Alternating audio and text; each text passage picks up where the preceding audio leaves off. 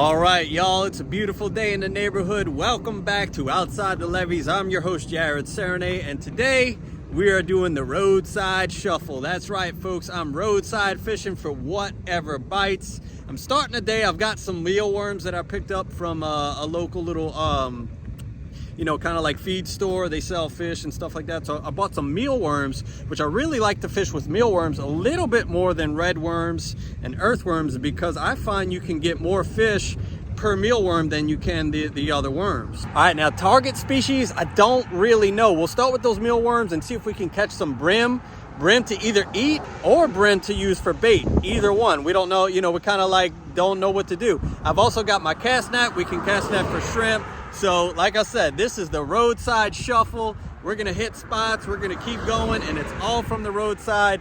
Anyone can do it. You just gotta have a little bit of motivation and maybe, like me, a little bit of craziness.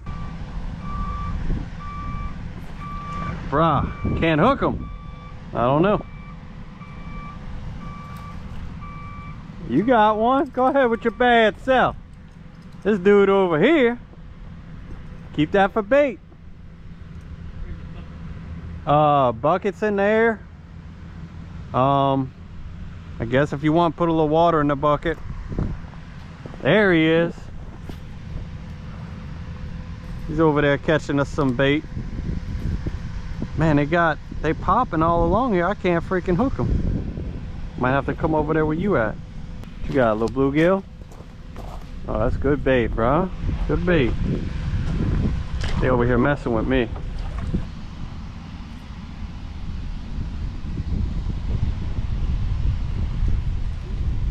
This dude, every cast.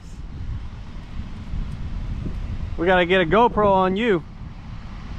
You're gonna be the fisherman today. That's a good one.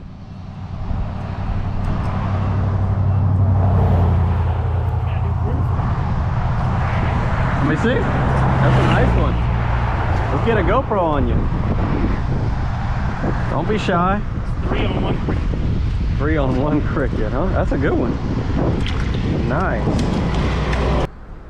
So our tide's real low. You can see the mud out here, the mud out over there. The tide has sunk down real low, and all your fish are forced to get off of the banks and then come out to the middle, and that's how we're catching them.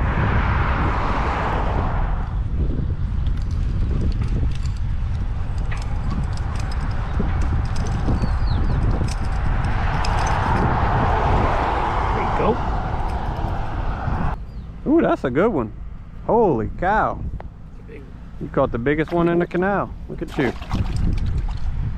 All right, there's my mealworm. That's what I'm using rather than red worms. I like them because they hold on a hook really well, and you seem to be able to catch fish, multiple fish with them before you have to put on a new one.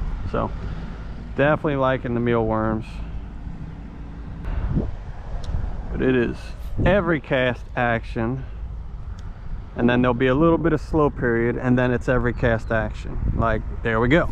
Come on, sucker. Most people are being kind and swinging wide of us. Yes, we're right here on the shoulder, but hey, you gotta fish where you can. But most people are swinging wide, going a little bit slower when they get close to us, and that's just part of roadside fishing. I mean, it's the road. Cars use the road. So there he goes. Come on. Oh, I cannot hook him, man. Having that big bow in my line don't help either.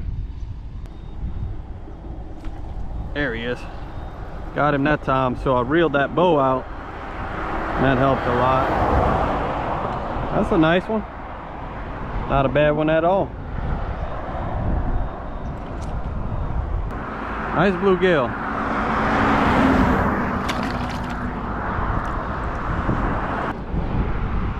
Alright, so that time I reeled my bow out.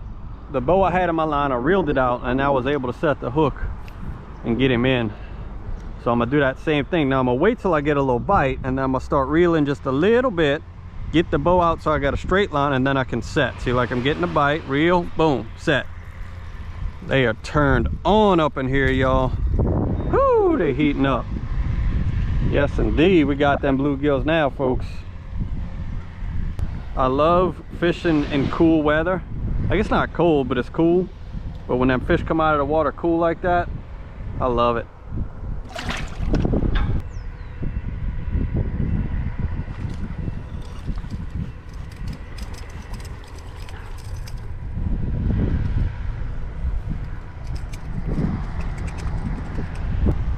The universe just doesn't want me walking over there with extra bait. You gotta listen to the universe, brother. Oh, there you go. So we're on one of those periods where like it's cold for a few days and then it warms up, and I think that's what's got these fish a little bit more fired up too. You know, maybe the early part of the week they were set back a little bit with the cold, and as that water temperature picked up a little bit, they're like, all right, we're gonna go ahead and feed while we can. Hey, did you wake up today and think I'm going to catch a bunch of brim from the roadside? No, you told me we were going in a boat. Hey, I like to call audibles. I can't help it. I get a feeling. I just like look at Mother Nature and I get a feeling on what I need to do. I would say the depth where we're actually casting to is probably about 4 foot. On a high tide, it could be up to 6 foot, but right now I don't think it's very deep in there. Tide has fallen out, so in the winter we get a lot of low tides where the cold fronts blow from the north. Well, if you look, you know, at a map of the United States and the wind is blowing from the north, where does that push the water to? It pushes it back out into the Gulf of Mexico, and all this water eventually leads to the Gulf of Mexico. I know we're catching freshwater species, but as that water kind of comes all the way up to the bayous, it starts to become brackish. So that's why I could catch brim right here. I could even catch flounder right here. Who knows what we're going to catch? Right now, brim is what's happening, but we could drive, you know, a mile down the road and catch speckled trout. And that's kind of what I want to do, actually. That's why I call it the roadside shuffle.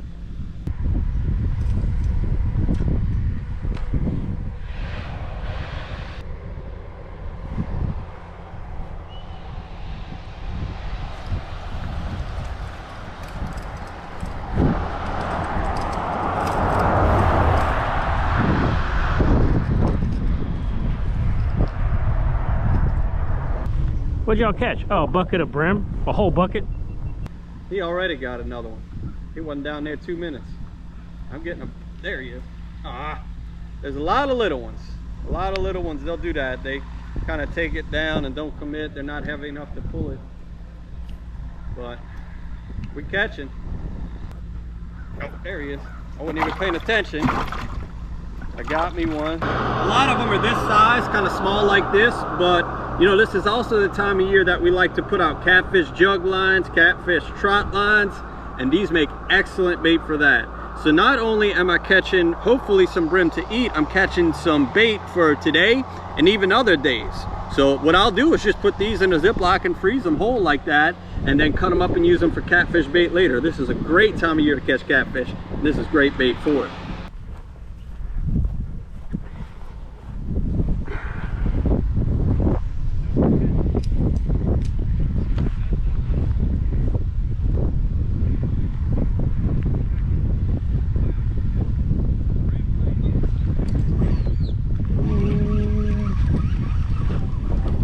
Off there.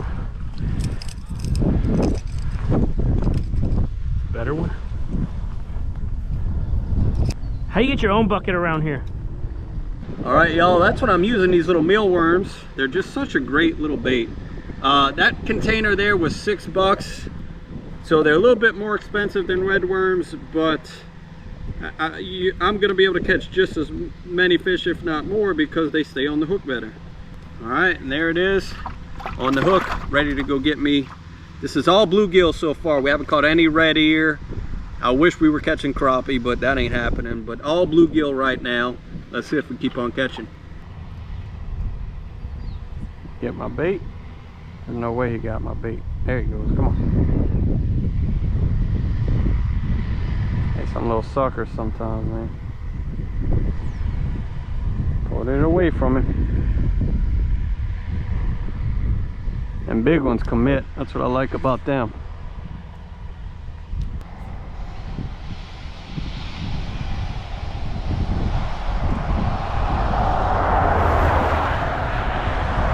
he is. That'll be a bait one. All right.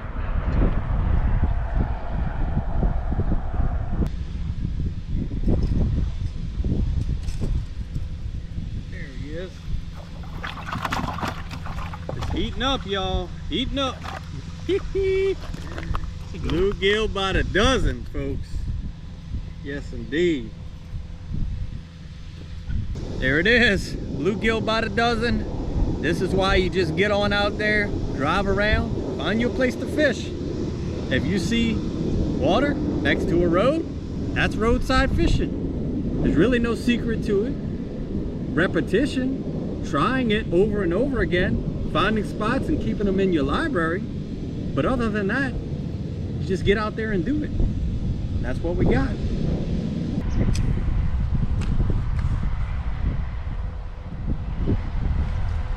Dude, it's everywhere.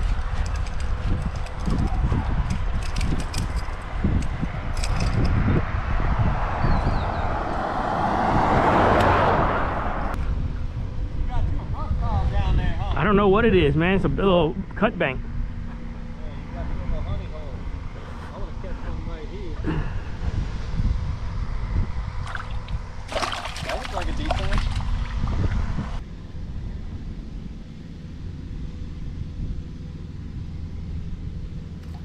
There. Yeah. I might be having too much fun. I might be having just a little too much fun doing this. Damn, you setting the hook, huh?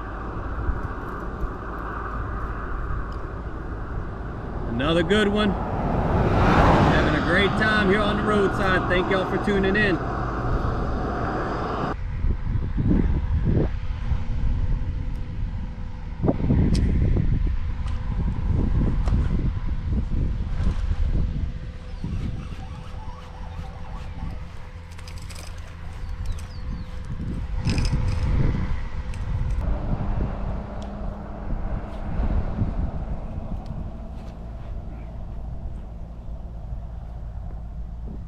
There he is. That's a little bit better one.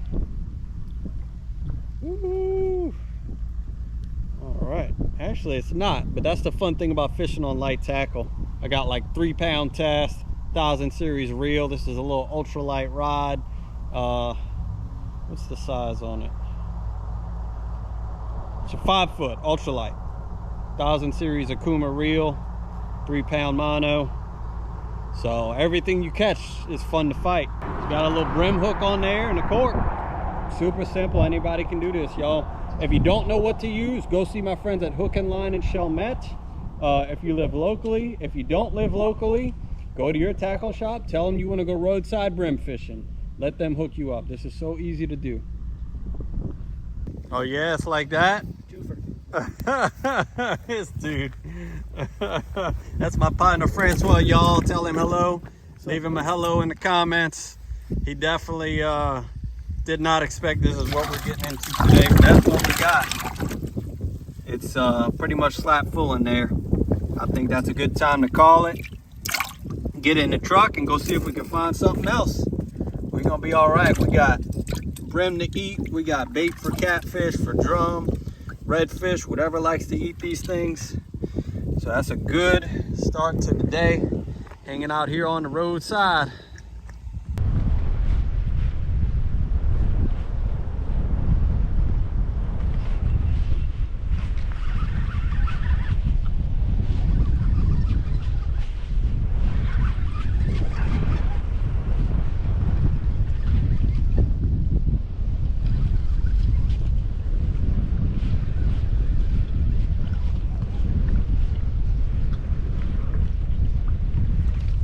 Yo! Nice one. Look at you. Huh? All right. Dang, that's a good one. That's hilarious.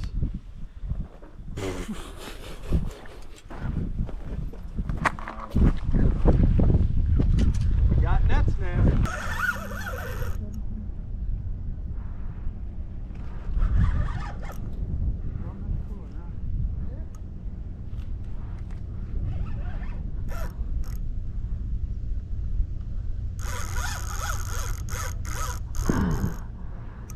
gonna be a big old drum.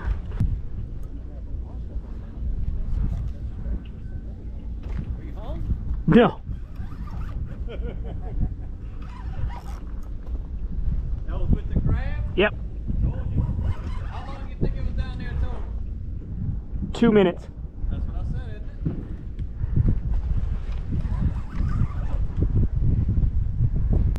it? Jerry, come help.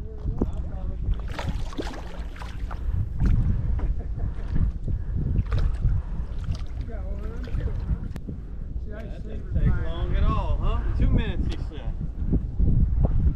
I told you, that crab, boy, they go crazy for that crab. Oh, look at this thing. Huh? Beast from the east. He's been showing up in all my videos, the beast from the east. He thinks he's just part of the plan, man. Oh!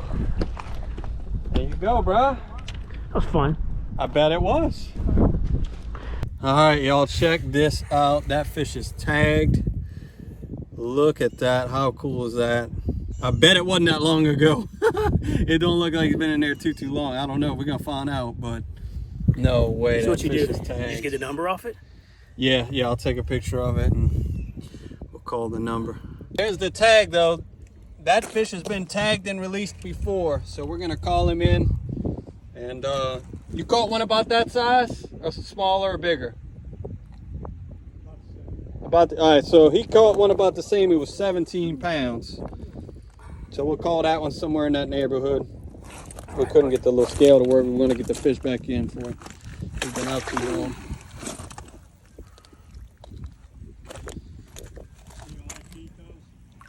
No, especially since it's been tagged.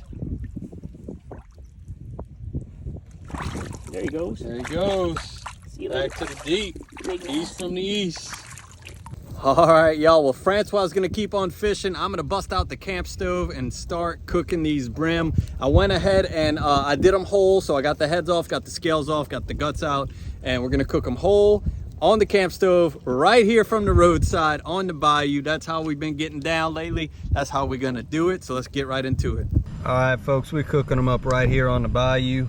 I need to season them up first. So to do that, I want to add some paprika first, because we want to kind of get a blacken going, and I like to use paprika when I blacken. So let's get a good bit of paprika on there, like so. Okay, and then I'm going to use some general purpose seasoned salt, and that's going to give us all of our good flavors. Let's get a bunch of that on there. All right, that's one side, and we're just gonna flip, do the same thing on the other side.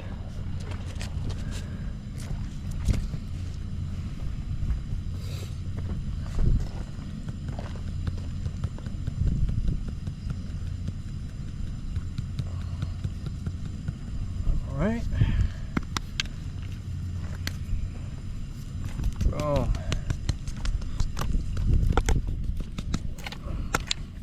All right, I'm gonna add a little bit of olive oil to my pan. Don't need a lot. It's good and hot. That's good. That's good to see. Well, a little bit of a lean. See if I can fix that lean a little bit.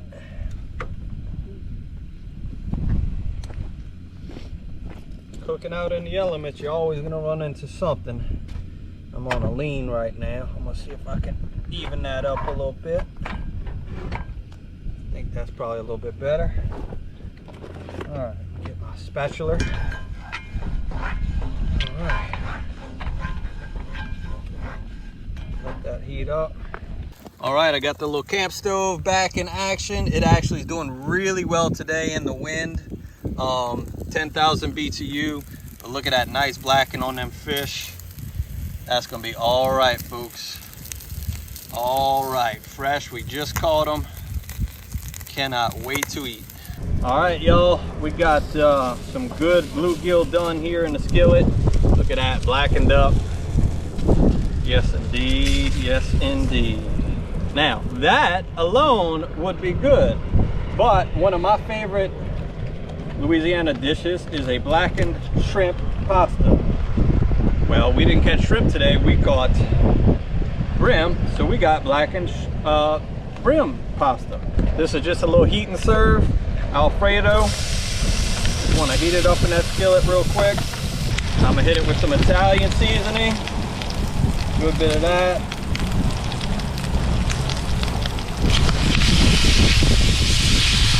Hit it with some black pepper. Good bit of that.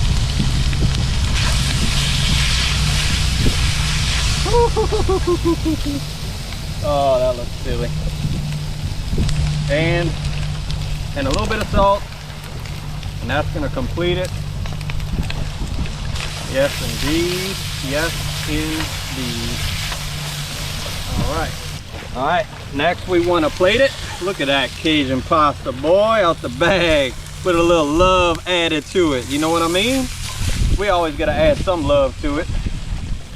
Okay. And then we'll take and put some fish with that. However you like it, don't matter. Same thing on this one. Get that pasta out of there.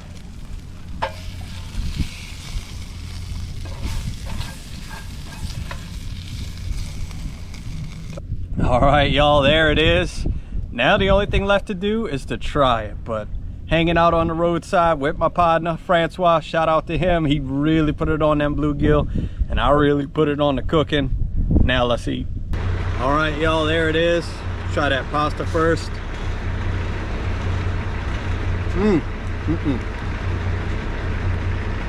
Try some fish. Nice piece of blackened fish right here. Very good. All right, well, we got another one done, folks. Thank y'all so much for watching. We'll get with you on the next one. Y'all are the best.